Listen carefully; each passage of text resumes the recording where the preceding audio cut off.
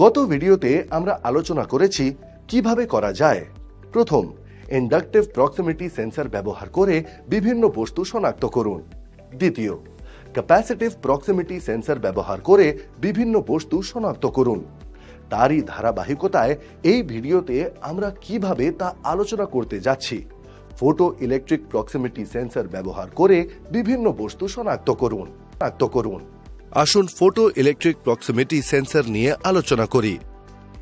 Photo electric proximity sensor photo electric sensor বা photo I নামেও পরিচিত। আলো ব্যবহার করে বস্তুর উপস্থিতি, অনুপস্থিতি বা দূরত্ব শনাক্ত করতে ব্যবহৃত ডিভাইস। তারা তাদের বহুমুখিতা এবং নির্ভরযোগ্যতার কারণে শিল্প, অটোমেশন, উৎপাদন, প্যাকেজিং এবং অন্যান্য বিভিন্ন অ্যাপ্লিকেশনগুলিতে ব্যাপকভাবে ব্যবহৃত হয়। ফটো ইলেকট্রিক প্রক্সিমিটি সেন্সর তাদের সেন্সিং সীমার মধ্যে বস্তুর উপস্থিতি বা অনুপস্থিতি শনাক্ত করতে আলো ব্যবহার করে। তারা একটি এমিটার যা আলো নির্গত করে এবং একটি রিসিভার যা আলো শনাক্ত করে নিয়ে গঠিত। যখন একটি বস্তু এমিটার এবং রিসিভারের মধ্যে আলোর রশ্মিকে বাধা দেয়, তখন এটি সেন্সরের আউটপুটকে ট্রিগার করে। এই মোডে এমিটার এবং রিসিভার একে অপরের বিপরীতে স্থাপন করা হয়। তাদের মধ্যে একটি ফাঁক থাকে। যখন একটি বস্তু এই ফাঁক দিয়ে যায়, তখন এটি আলোক রশ্মিকে বাধা দেয়, যার ফলে রিসিভারের আউটপুট সংকেত পরিবর্তন হয়।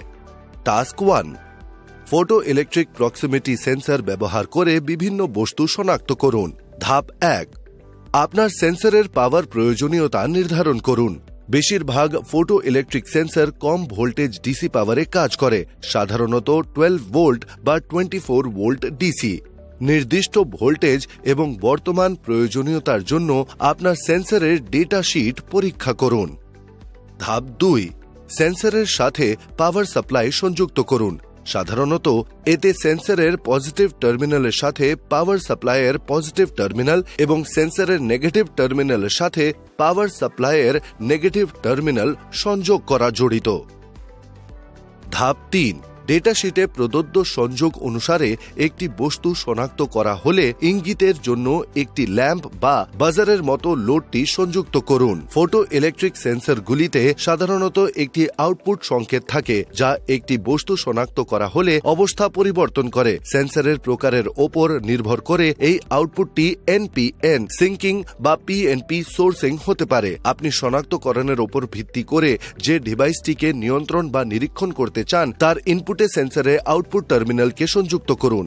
ধাপ 4, সেন্সরের এমিটার এবং রিসিভারের অবস্থান করুন, যাতে এমিটার দ্বারা নির্গত আলোকে রশ্মিটি রিসিভারের দিকে লক্ষ্য করে। নিশ্চিত করুন যে সেন্সিং এলাকাটি সেই অঞ্চলটিকে কভার করে যেখানে আপনি বস্তুগুলি শনাক্ত করা আশা করেন। ধাপ 5, সেন্সর চালু করুন এবং এটি সঠিকভাবে কাজ করছে কিনা তা যাচাই করুন।